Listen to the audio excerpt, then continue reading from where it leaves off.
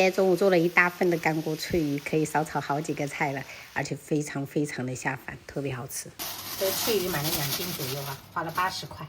我們這邊菜市場都可以幫忙切片的啊，就是切成那種薄一點的。加入1大勺食鹽，然後少量清水，我們給它抓揉哈，把它粘液抓掉。抓到這種明顯就是有一點發黏的狀態哈，我們再給它淘洗。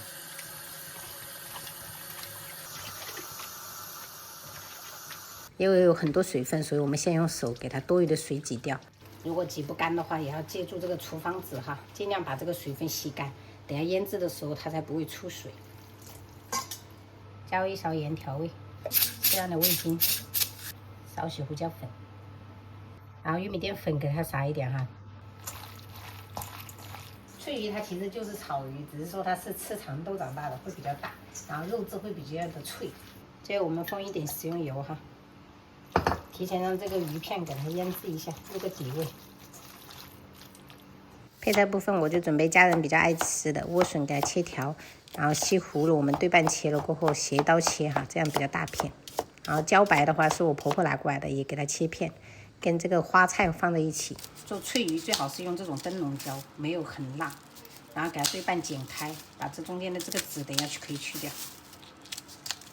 接着我們再用流水哈，把表面的雜質給它洗掉，然後這樣泡水過後呢，等一下再炒的時候也不容易糊。再準備1小把的這個花椒，油溫4成熱，我們先下入這些蔬菜哈，給它炒熟。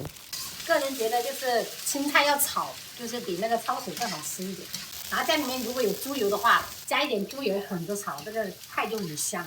炒好以後，我們先給它盛出來備用。盛的時候一定盡量避免把油盛起來哈。直接用這個油我們來煎脆魚哈，家庭做法最好是用這種半煎炸的方式，比較省油，然後煎到就是全熟哈，因為脆魚本身也比較薄，熟的比較快。先給它放到這個漏网裡面哈，這樣子可以過掉多餘的油，吃起來不油膩。然後接着鍋裡面我們來少許油就好，下入一些大蔥跟這個薑片哈，爆香。炒香以後我們就加入1大勺乾鍋醬，沒有的話就用郫縣豆瓣醬哈。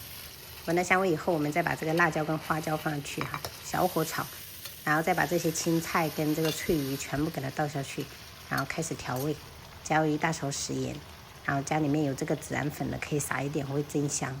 為了更濃郁，我還撒了1把孜然粒，給它充分的拌拌均勻。這個乾鍋脆魚真的特別下飯，現在炒的都聞着好香啊！拌勻以後，我們就可以撒一點熟白芝麻點綴。這個脆魚真的吃起來肉質特別緊實，連裡面的配菜都非常好吃，很推薦。今天主要就是吃這個乾鍋脆魚，做的很大份，炒了一個空心菜，然後這個是蛏子牛肉羹湯，火爆油蛤，開吃。那個1條20幾斤，這麼大。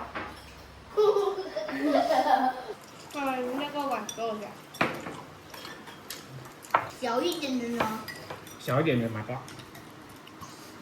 最近我們泉州受颱風的影響，一直都有下雨，所以出行都很不方便的。跟我家裡，都沒有出外很重了。沒辦法帶你們去打籃球，天气好再帶你們去。慢點吃。太里面卡着我喉嚨了，然後我及时吐出来。买太多了。